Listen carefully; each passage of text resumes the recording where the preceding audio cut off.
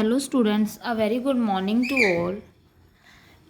Today in this video we will going to start our chapter number 2 which name is exponents और powers, है ना। हमारा first chapter हमारा rational number complete हो गया था। आज हम क्या है हमारे सेकंड चैप्टर से स्टार्ट करेंगे विच नेम इज़ एक्सपोनेंट्स और पावर्स।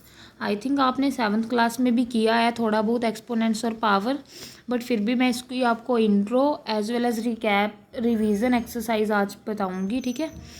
तो आप उसको सोल्व कर लेना। तो देखो what do you mean by exponents और पावर्स, है ना। पहले तो इस बात पे आते हैं। देखो यहाँ पे ना इन्होंने एक एग्जांपल दी है, आपकी बुक में से ही पिक्चर लिया है मैंने ये। जैसे कोई भी ऐसे है, जैसे लिखा हुआ है इन्होंने कोई भी रियल नंबर है जिसकी कुछ पावर हो, जैसे A multiply A N times, है ना। तो अगर मैं ए को एन टाइम्स, मुझे नहीं पता, जैसे अगर मैं ए को 3 टाइम्स मल्टीप्लाई कराऊँ, जैसे ए मल्टीप्लाई ए, है ना, तो मैं इसको क्या लिख सकती हूँ, इसकी कितनी पावर्स हैं, एक यहाँ पे होगी, एक यहाँ पे होगी, एक यहाँ पे, तो मैं इसको ए की पावर 3 लिख सकती हूँ, ठीक है। ऐसे अगर मैं इसको एन टाइम्स, मुझे नहीं पता कितने टाइम्स, एन टाइम्स मल्टीप्लाई करवाऊँ, तो मैं इसको क्या लिख सकती हूँ, ए की पावर एन भी लिख सकती हूँ, क्योंकि मुझे पता ही नहीं कितने टाइम कराना है। यहाँ पे 3 टाइम था तो मैंने इसकी पावर 3 लिख दी, है ना। तो पहली बात तो एक्सपोनेंट और पावर, एक्सपोनेंट और पावर बोलते किसको हैं, किसी भी चीज़ के ऊपर ये जो लिखा होता है, जैसे 3 है, ये इसकी क्या है, ए की मैं क्या बोलूँगी, ये एक्सपोनेंट है या फिर पावर है। एक्सपोनेंट और power both are the same things. Power को ही हम एक्सपोनेंट बोल देते हैं, एक्सपोनेंट को ही हम पावर बोल देते हैं, ठीक है। और इसको इंडेक्स भी बोलते हैं एज वेल एज। देखो एक्सपोनेंट, पावर और इंडेक्स, ठीक है। इसको हम क्या कुछ भी बोल सकते हैं। देखो ध्यान से सुनो, जैसे ए रेज टू पावर एन है हमारे पास, ठीक है, या फिर ए की पावर 10 है, या फिर ए की पावर 9 है। तो देखो उसका जो हमारा देखो ए होगा, जो हमारी ये चीज़ होगी, इसको हम बोलते हैं बेस। ये चीज़ याद रखना, जैसे ए है हमारे पास, इसको हम क्या बोलेंगे, बेस। ए हमारा क्या होगा, बेस होगा, ठीक है। ए को बेस बोलते हैं। और जो इसके ऊपर पावर होती है उसको हम एक्सपोनेंट, पावर और इंडिसेस कुछ भी बोल सकते हैं। देखो इन्होंने साफ साफ लिख रखा है, where A is called the base and N is called the exponent और पावर और इंडेक्स। ए को हम बेस बोलते हैं और जो ऊपर इसके एन है उसको हम एक्सपोनेंट भी बोल सकते हैं, पावर भी बोल सकते हैं और इंडेक्स भी बोल सकते हैं, ठीक है। और ये जो जब भी हम किसी भी चीज़ की पावर को ओपन करते हैं तो ये हमेशा मल्टीप्लाई में ओपन होती है, ये चीज़ ध्यान में रखना। जैसे मान लो मैंने लिखा 2 रेज टू पावर 3, टू की इसको ना हाँ बोलते हैं ऐसे है, ये को लिखा है ना, we read A raise to power N as A raise to power N. इसको बोलने का वे क्या होता है, जैसे 2 की पावर 3 है तो मैं इसको बोलूँगी ए रेज टू पावर 3, ठीक है। ए रेज टू पावर 3 कि ए की पावर 3 है, इसको बोलने का मेथड ये है। जैसे ए रेज टू पावर 3 लिखा है तो इसका मतलब जब भी किसी की पावर हो तो वो हमेशा ओपन कैसे होती है, मल्टीप्लाई में। ये चीज़ मैं आपको पहली बता चुकी हूँ, ये हमेशा याद रखना। जितना भी ये बेस है, 2 यहाँ पे क्या है हमारा, 2 क्या है हमारा यहाँ पे बेस है। मैंने बताया ना, जो भी नीचे होगा ये हमारा बेस होगा, जो इसके ऊपर होगी ये हमारी पावर होगी। ये बेस है, ये एक्सपोनेंट या पावर है ना। तो हमेशा जब भी इसको ओपन करना होता है तो ये जो बेस होता है ना, बेस को ओपन करते हैं हम हमेशा। बेस को लिखते हैं, कितने टाइम्स लिखते हैं, जितनी इसकी पावर होती है। जैसे 2 की पावर 3 है तो 2 को मैंने 3 टाइम्स ओपन कर लिया। 2 हमेशा मल्टीप्लाई में ओपन होगा, 2 मल्टीप्लाई 2 मल्टीप्लाई 2, ठीक है। तो इसको ओपन हमेशा इस वे से करना है। बस ये चीज़ ध्यान रखो, ये हमारा बेस होता है, जो नीचे है, जो इसके ऊपर होती है, इसकी पावर होती है। बस इतनी चीज़ ध्यान में रखो। तो आगे चलते हैं। इसके कुछ रूल्स होते हैं एक्सपोनेंट को सोल्व करने के, वो रूल्स देख लो क्या क्या है हमारा। ये देखो इन्होंने एग्जांपल बताई है, जैसे ये लिखा हुआ था 3/3/5 मल्टीप्लाई 3/5 मल्टीप्लाई 3/5 मल्टीप्लाई 3/5। तो 3/5 की पावर मैं कितना लिख सकती हूँ, 4 टाइम्स है, ये मल्टीप्लाई में है ना, 4 टाइम्स है।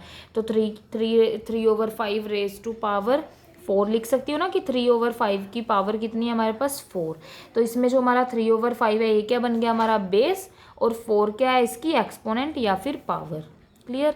सिमिलरली ये था -6 मल्टीप्लाई -6 मल्टीप्लाई -6, तो -6 रेज टू पावर 3 भी लिख सकती हूँ इसको मैं, क्योंकि ये 3 टाइम्स है। तो -6 क्या है, इसका बेस है और इसकी पावर कितनी है, 3 है। क्लियर। इसके लॉज है, लॉज ध्यान से सुनो। फर्स्ट लॉ क्या कहता है एक्सपोनेंट का, ये आप एक्टिविटी में लॉज वगैरह लिख सकते हो अगर एक्टिविटी बनानी हो आपने इस चैप्टर की। तो फर्स्ट लॉ क्या है हमारा कि अगर हमारे पास ए की पावर m मल्टीप्लाई ए की पावर n हो, ठीक है।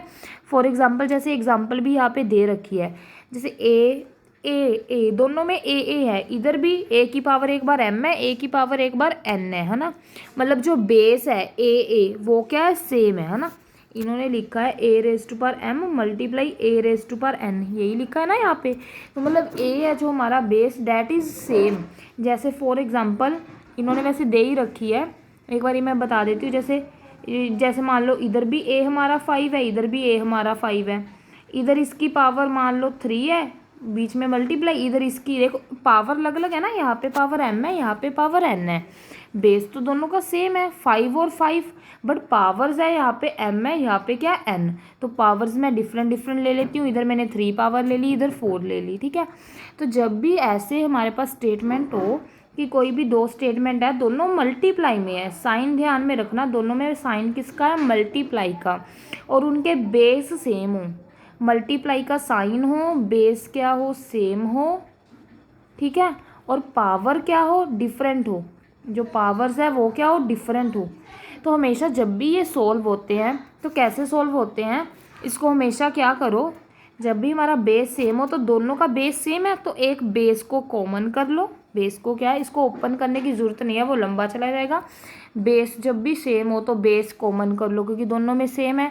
और जब भी इनका बेस सेम हो, पावर्स डिफरेंट हो, बीच में मल्टीप्लाई हो, तो इनकी जो पावर्स होती है ना वो ऐड हो जाती है। जैसे 5 कॉमन लेके इसके ऊपर क्या आ जाएगा, 3 + 4, 3 + 4। तो जब हम इसको सोल्व करेंगे तो हमारे पास क्या आएगा, 5 रेज टू पावर 3 + 4 कितना बन जाएगा, ये 7। तो हम क्या कह सकते हैं, इस चीज़ का जो आंसर है सीधा ही क्या आ गया, ये आंसर आ गया। इसको ओपन करने की हमें ज़रूरत नहीं पड़ी। जब भी बेस सेम हो, मल्टीप्लाई हो और पावर्स डिफरेंट हो तो उसको सोल्व करने की ज़रूरत नहीं है कि इसको 3 टाइम्स खोलोगे, इसको 4 टाइम्स खोलोगे, तो उसका सिंपली सीधा ही सोल्व हो जाता है। वो 5 है जो कॉमन ले लो बेस, और जब भी मल्टीप्लाई में हो बेस सेम पावर डिफरेंट, तो इनकी जो पावर्स हैं वो क्या हो जाती हैं, ऐड हो जाती हैं हमेशा। सो 3 + 4 कितना हो जाएगा, 7। तो ये आपका आंसर आ गया सिंपली, ठीक है। इस तरह से करना है। फर्स्ट लॉ यही कहता है हमें, जैसे यहाँ पे लिखा है कि 2/3 की पावर 4 मल्टीप्लाई 2/3 की पावर 5, तो 2/3 बेस सेम है तो इनके पावर्स क्या हो जाएंगी, ऐड। फर्स्ट रूल यही है। 4 + 5 तो पावर कितनी बन गई हमारे पास, 9। तो हमारा आंसर आ गया 2/3 की पावर 9, ठीक है। तो सेकंड लॉ क्या कहता है, फर्स्ट तो ये हो गया। फर्स्ट तो था देखो, जब भी 2 नंबर्स के बीच में मल्टीप्लाई हो और उनका बेस सेम हो, यहाँ पे मल्टीप्लाई का केस था, ठीक है। अब एक और केस पे चलेंगे, यहाँ पे तो मल्टीप्लाई का केस था। एक और केस पे चलते हैं जहाँ पे इन दोनों में डिवाइड होगा। क्या होगा, दोनों में डिवाइड। तो अब देखो, जैसे चाहे सेम ही एग्जांपल ले लूँगी मैं, ठीक है। जैसे देखो, अब जैसे हमारे पास एग्जांपल है a raise to power m, यहाँ पे मल्टीप्लाई की जगह पे क्या आ गया हमारा, डिवाइड। मल्टीप्लाई की जगह पे क्या आ गया हमारा, डिवाइड। तो जब भी किसी 2 टर्म्स का बेस सेम हो, जैसे ए सेम है, पावर्स डिफरेंट हो, सेम तो पिछली बार वाला ऐसे ही है, उसमें भी बेस सेम था, पावर्स डिफरेंट थी, पर उसमें सेंटर में मल्टीप्लाई था, यहाँ पे क्या है, डिवाइड है, ठीक है। जब भी डिवाइड हो तो देखो कैसे करना है। एग्जांपल लेते हैं, मान लो यहाँ पे भी a की वैल्यू 5 है, यहाँ पे भी a की वैल्यू 5 है, सेंटर में डिवाइड है तो डिवाइड, ठीक है। मान लो इधर हमारा बेस 3 है, इधर हमारा बेस 4 है। मैं तो जस्ट वैसे एग्जांपल ले रही हूँ, कोई भी ले सकते हो, मैंने सेम ही लेके दिखा दिया आपको, ठीक है।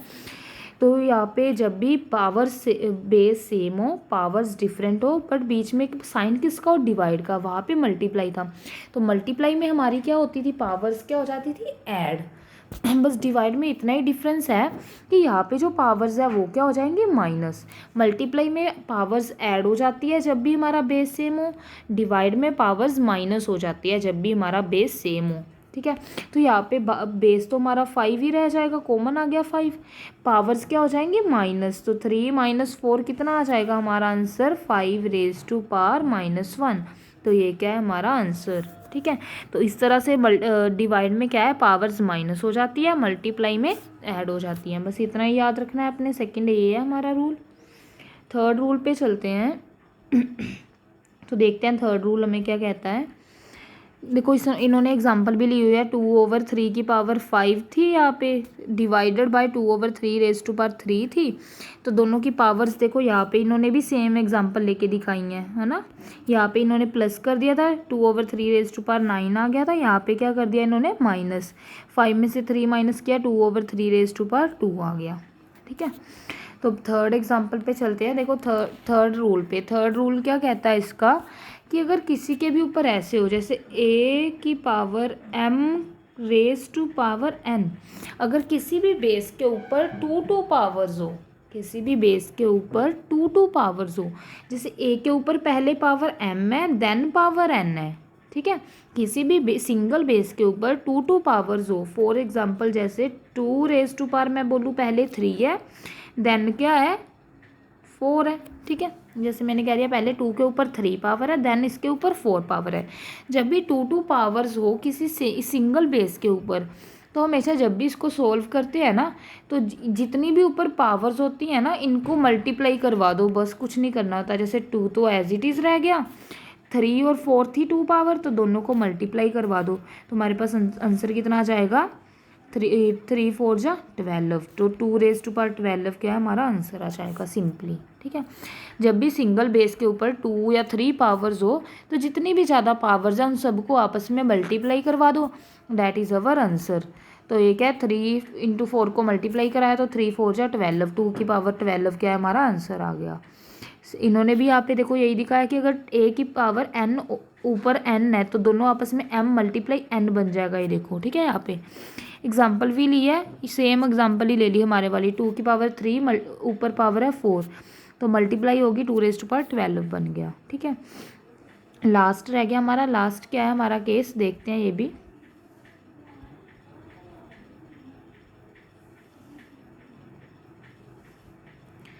लास्ट केस है हमारे पास, ये देखो ये क्या है, लो ये देखो ध्यान से, ये रेज कर ले एक बार।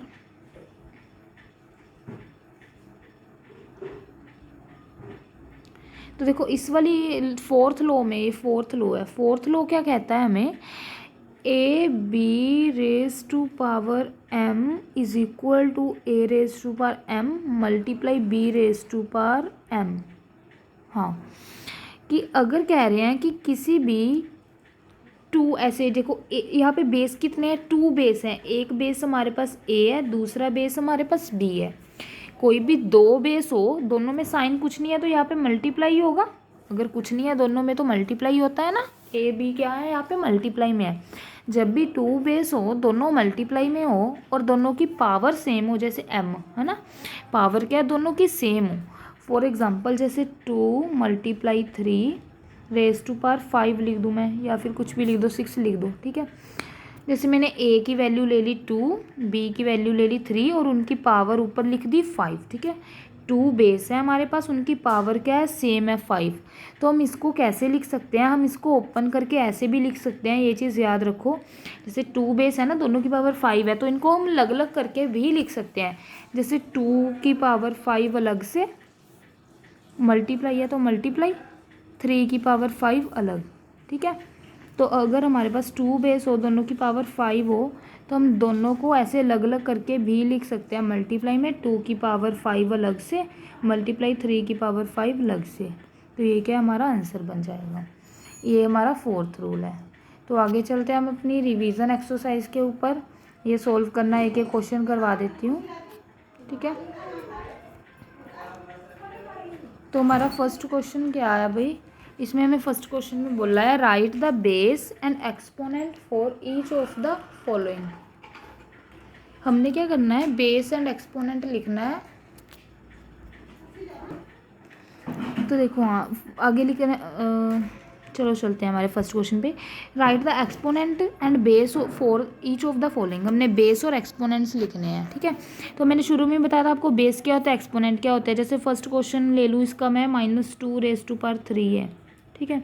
तो इसमें बेस कौन सा है, जो भी हमारा अंदर होता है ये क्या होता है हमारा बेस, और ऊपर होता है ये क्या होती है हमारी एक्सपोनेंट या फिर क्या होती है पावर, है ना, मैंने शुरू में ही बताया पावर, या फिर हम इसको इंडेक्स भी बोल सकते हैं। इसके 3 नेम है, एक्सपोनेंट, पावर या फिर इंडेक्स। तो हम क्या लिख देंगे, -2 इज़ बेस, -2 क्या है हमारे पास बेस है, और पावर कितनी थी 3 इज़ एक्सपोनेंट, तो 3 क्या हमारी एक्सपोनेंट है।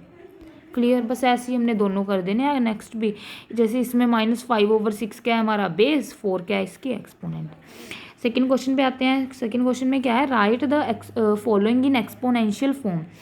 हमने देखो अब ये जो हमें दिए हुए हैं क्वेश्चन, इसको हमने एक्सपोनेंशियल फॉर्म में लिखना है। एक्सपोनेंशियल फॉर्म क्या होती है, पावर वाली फॉर्म में लिखना है। एक्सपोनेंशियल फॉर्म क्या होती है, कंपैक्ट करके लिखना, इकट्ठा करके लिखना पावर की फॉर्म में, ठीक है। एक्सपोनेंशियल, एक्सपोनेंट का मतलब ही पावर होता है ना, कि इसको इकट्ठा करके पावर की फॉर्म में लिख देना। जैसे यहाँ पे लिखा हुआ है -3 मल्टीप्लाई -3 मल्टीप्लाई -3, कितनी बार है, 3 टाइम्स है ना। तो हम इसको कैसे लिख सकते हैं, शुरू में मैंने आपको बताया है, सेकंड का फर्स्ट क्वेश्चन है -3 मल्टीप्लाई -3 मल्टीप्लाई -3, ये है, तो ये 3 टाइम्स है। तो हम इसको अगर इकट्ठा करके लिखो -3 भी तो लिख सकती हूँ, 1 2 3, तो -3 क्या आ गया हमारा आंसर, ये हमारी एक्सपोनेंशियल फॉर्म आ गई। सेकंड क्वेश्चन में जैसे 3/8 कितनी बार है, 5 टाइम्स है ना ये, तो ये क्या आ जाएगा 3/8 की पावर 5, ठीक है, ये हमारी एक्सपोनेंशियल फॉर्म आ गई। इस तरह से लिखना है हमने। जैसे हाँ थर्ड वाला देखो, इसका 81/625 है। अब इसको आप कहोगे इसको मैं एक्सपोनेंशियल फॉर्म में कैसे लिखूँ, 81/625, ये देख लो थर्ड वाला है जो इसका इसका सेकंड का हमारा थर्ड वाला, ठीक है, 81/625 है। अब आप कहोगे इसको कैसे लिखूं, तो पहले ना आप इसका एलसीएम ले लो। 81 को कितनी बार ओपन कर सकते हो, 3 के टेबल पे जाएगा ये, 3 2 जा 6, 3 7 जा 21, 3 9 जा 27, 3 3 जा 9, 3 1 जा 3। तो 3 कितनी टाइम्स आ रहा है, 4 टाइम्स आ रहा है ना जब हम इसका एलसीएम ले रहे हैं। तो मैं 81 की जगह पे क्या लिख सकती हूँ,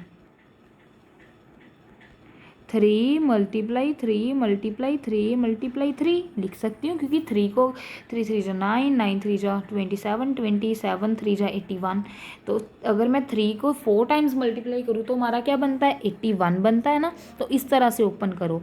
एज वेल एज 625 देखो कितनी बार इसको इसका एलसीएम लेंगे अगर हम 625 का, तो 5 के टेबल पे जाएगा, 5 1 जा 5, 5 2 जा 10, 2 5 5 जा 25, फिर 5 पे जाएगा, 5 2 जा 10, 5 5 जा 25, आगे फिर जाएगा 5 5 जा 25, सो 5 1 जा 5।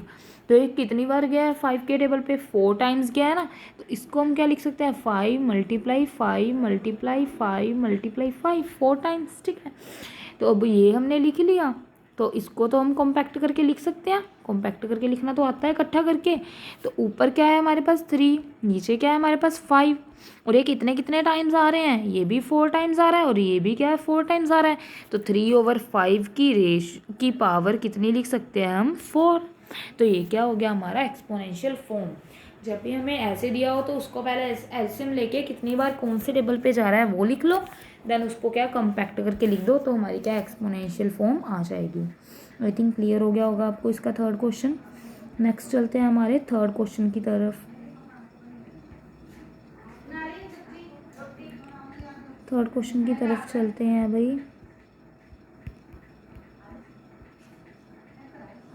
हमें बोला है सिंपली, थर्ड क्वेश्चन में क्या बोला है, simplify and express in exponential form.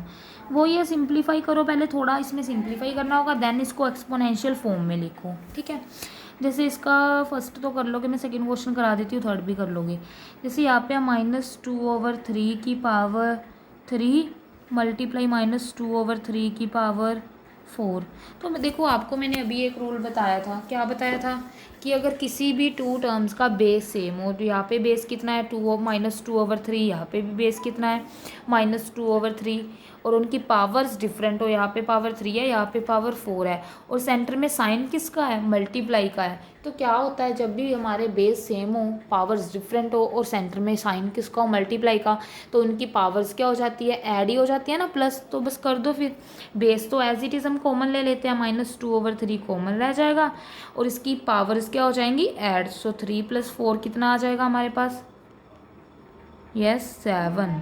तो ये क्या हमारा आंसर आ गया, ये एक्सपोनेंशियल फॉर्म ही बन गई ना कम्पैक्ट करके, तो ये हमारा आंसर। सिमिलरली फर्स्ट और आप थर्ड भी कर लोगे। यहाँ पे 5 की पावर 3 + 2 5 आ जाएगा, यहाँ पे 2 की पावर 4 + 2 की पावर 5 पावर्स ऐड हो जाएंगी तो 2 की पावर 9 बन जाएगा, ठीक है।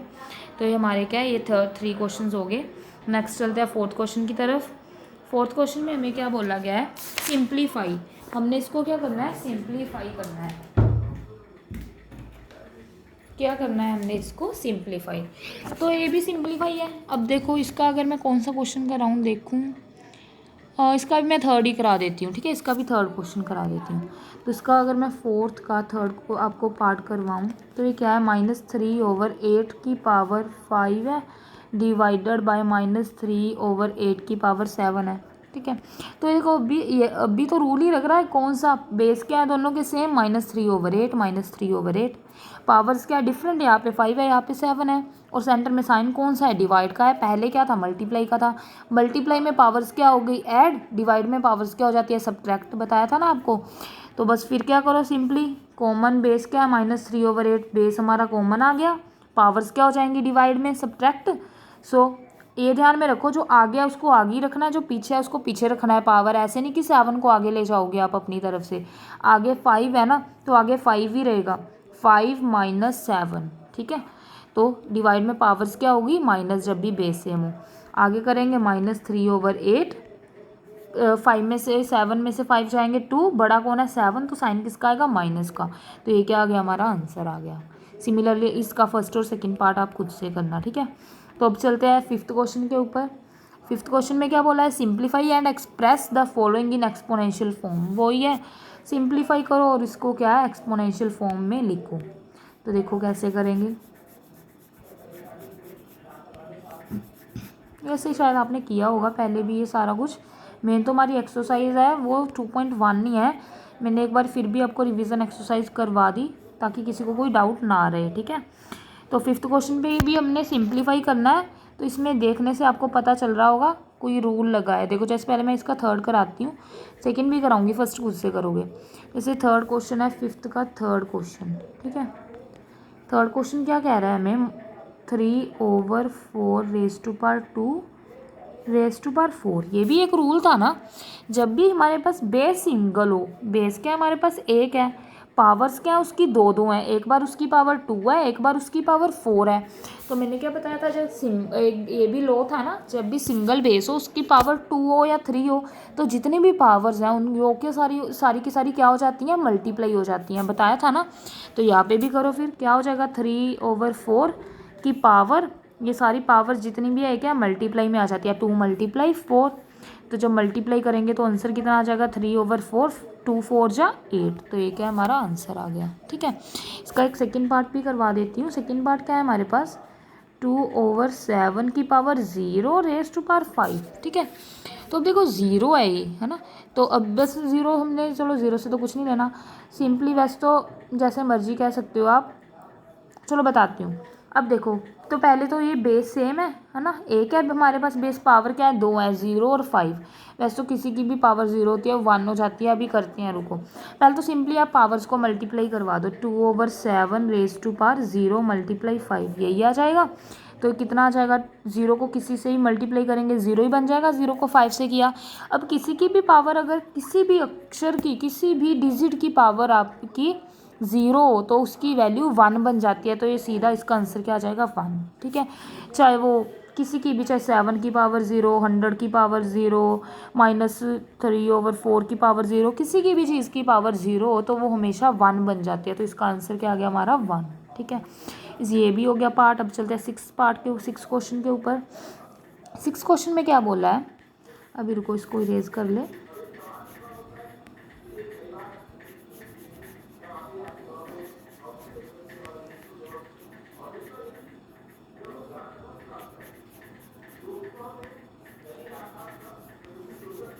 तो देखो 6th क्वेश्चन में हमें क्या बोल रहे हैं। 6th क्वेश्चन में हमें क्या बोला, simplify the following and right the answer in exponential form. वही सारा कुछ है, सिंप्लीफाई करो देन उसको एक्सपोनेंशियल फॉर्म में लिख दो। अब ये भी एक रूल था ना, क्या रूल था, मैंने आपको एक बताया था कि अगर 2 × 3 की पावर 5 है, 2 बेस है हमारे पास और उनकी सिंगल पावर है, तो हम इसको अलग अलग करके भी लिख सकते हैं। 2 की पावर 5 अलग से, 3 की पावर 5 अलग से, 4th वाला रूल था ना। या फिर ऑपोजिट, या फिर हमें ये चीज़ दी हो तो हम ये भी बना सकते हैं। जैसे हमें अगर अलग अलग दिए हुए हैं तो हम उसको इकट्ठा करके भी लिख सकते हैं, अगर इकट्ठे दिए हुए हैं तो उसको अलग अलग करके भी लिख सकते हैं, कैसे मर्जी लिख सकते हैं। तो अब 6th क्वेश्चन के आप फर्स्ट खुद से कर लोगे। 2nd क्वेश्चन पे चलते हैं। तो 2nd क्वेश्चन जो 6 का 2nd पार्ट है वो क्या है, y की पावर x मल्टीप्लाई x की पावर x मल्टीप्लाई z की पावर x। ठीक है, इस रूल में मल्टीप्लाई होना चाहिए आपका। ठीक है, बेस 2 हो, उसमें पावर हमारी 2 थी पहले रूल में, इसमें बेस 2 है, पावर सिंगल है ऊपर। ठीक है, तो अब देखो, अब इसको हमने क्या एक्सपोनेंशियल फॉर्म मतलब इकट्ठा करके लिखना है। तो इसमें देखो सबकी पावर x x x है, तो एक तरह ये बन रहा है ना 2, जैसे एक तरह 2 की पावर x हो गया, x की पावर x हो गया, तो हम इसको इकट्ठा करके ये लिख सकते हैं 2 × 3 की पावर 5। तो इसमें भी क्या करो, इसको इकट्ठा कर दो, y × x × z, सबकी पावर सेम है, इसकी भी x, इसकी भी x, इसकी भी x, तो सबको हम इकट्ठा करके क्या लिख सकते हैं, सबकी पावर इकट्ठा x। ठीक है, जो बेस थे इनको मल्टीप्लाई डाल डाल के ऐसे लिख दिया।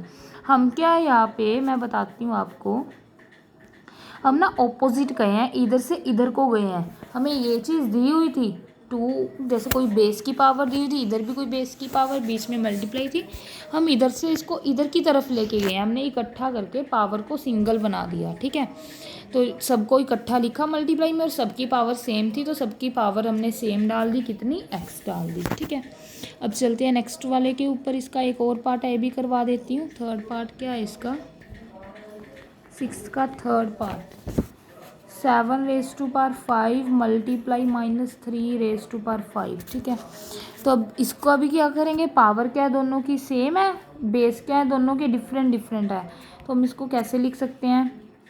अच्छा, 7 मल्टीप्लाई -3, सारे की पावर क्या है 5, ये भी तो लिख सकते हैं इकट्ठा करके। या फिर क्या है, माइनस को अगर मैं इधर लिख दूँ तो 7 मल्टीप्लाई 3⁵5, ये भी लिख सकते हैं। तो यही क्या है, हमारा आंसर आ जाएगा। ठीक है, 1 सेकेंड रुको। तो ये देखो, अब हमने क्या कर दिया, इनको इकट्ठा करके लिख दिया ना, क्योंकि इनकी पावर्स क्या थी, 5 5 सेम थी, तो हमने इनको क्या, बेस को इकट्ठा करके पावर को सिंगल बना दिया 5। तो अब क्या, ये मल्टीप्लाई में है ना, तो 7 को 3 से मल्टीप्लाई भी कर सकते हैं, तो हम अंदर मल्टीप्लाई 7 3 जा कितना हो जाएगा 21, माइनस का माइनस एज इट इज़, तो ये भी लिख सकते हैं। तो ये हमारा क्या आ गया आंसर, -21 की पावर 5, ये क्या आ गया हमारा आंसर। ठीक है, तो नेक्स्ट क्वेश्चन पे चलते हैं हम 7th क्वेश्चन के ऊपर। तो 7th क्वेश्चन कहाँ पे है हमारा, यस।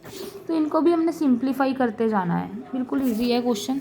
अब देखो, जैसे इसके मैं सारे पार्ट ही करवा देती हूँ, इंपॉर्टेंट क्वेश्चन है ये। ठीक है, कोई आपको डाउट ना रहे। 7th का जो फर्स्ट क्वेश्चन है, देखो इसमें क्या है, a की पावर 3 मल्टीप्लाई a की पावर 2 सारे की पावर 2, तो इसको सिंप्लीफाई करना है ना। सिंप्लीफाई इसमें देखो कौन कौन से रूल लग सकते हैं। सबसे पहला रूल क्या है, इनकी देखो बेस क्या है, इसका सेम है ना, बेस क्या है, ये देखो 2 रूल थे, एक में तो बेस सेम था, पावर्स अलग अलग थी।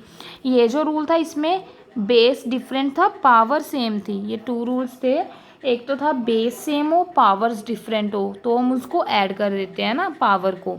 यहाँ पे पावर तो सेम थी बट इनका बेस अलग अलग था, तो बेस अलग अलग हो, बेस को ऐसे लिख के पावर को सिंगल बना दो। ठीक है, 2 रूल्स दोनों को अलग अलग रखना ध्यान में। अब यहाँ पे बेस सेम है, ए सेम है और मल्टीप्लाई है सेंटर में, और पावर क्या है, डिफरेंट है, तो इस केस में हम क्या करते हैं, पावर्स को क्या कर देते हैं, ऐड, है ना, यही करते हैं।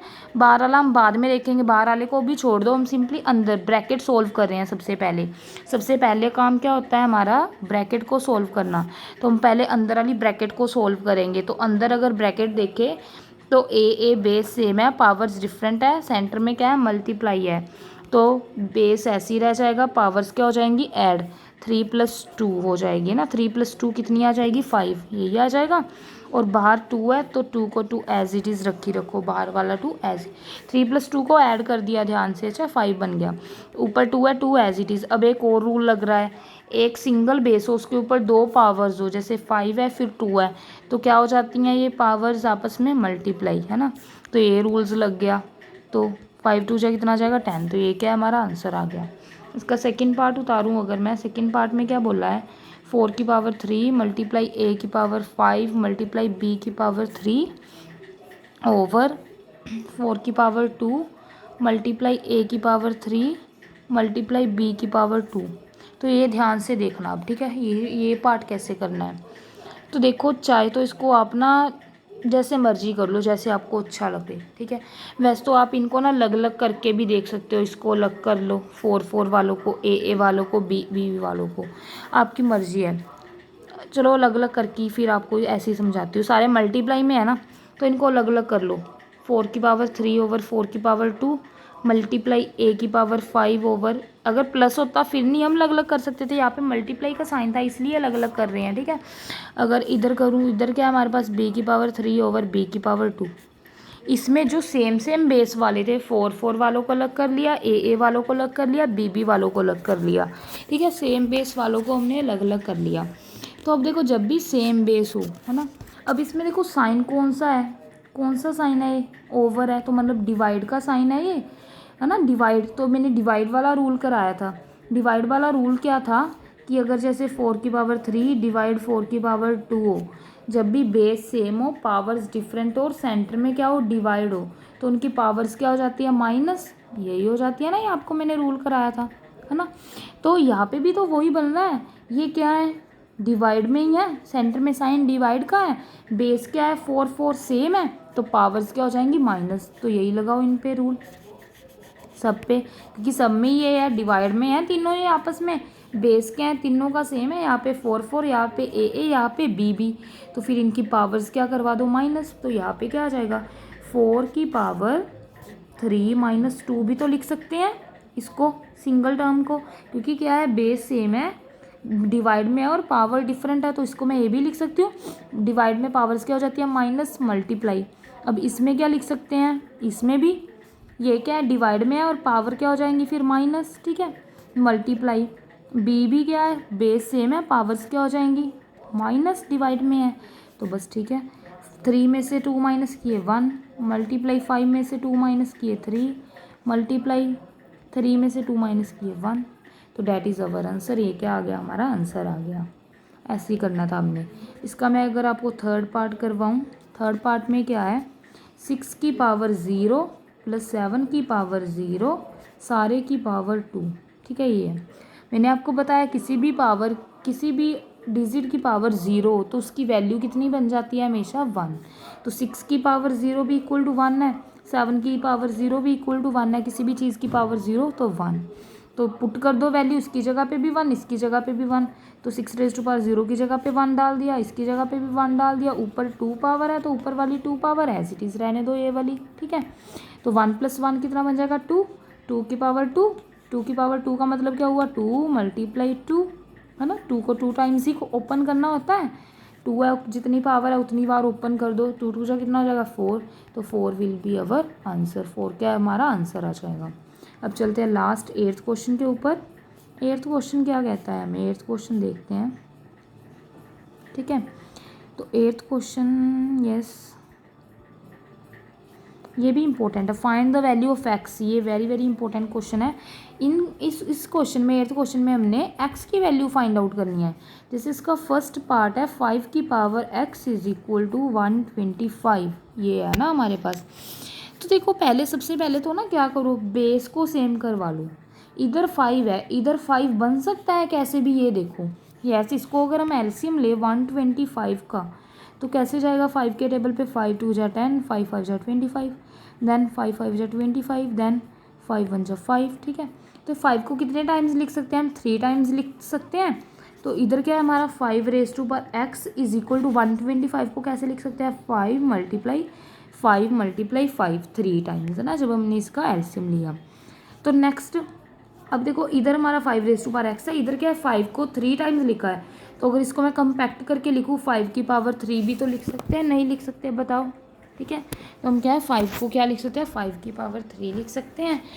तो देखो हमेशा ना ये एक रूल हो रहा है, ये रूल भी याद रखना, जब भी हमें हमारा बेस सेम हो, बेस क्या हो सेम, ये इम्पोर्टेंट है ये रूल भी, बेस सेम हो और बीच में साइन देखो किसका हो इक्वल का। अब तक हमने बेस सेम हो, सेंटर में साइन मल्टीप्लाई का था या फिर किसका था डिवाइड का, यही किया है ना हमने, मल्टीप्लाई का साइन था या फिर डिवाइड का, मल्टीप्लाई में पावर्स ऐड कर देते थे, डिवाइड में पावर सब्ट्रैक्ट कर देते थे।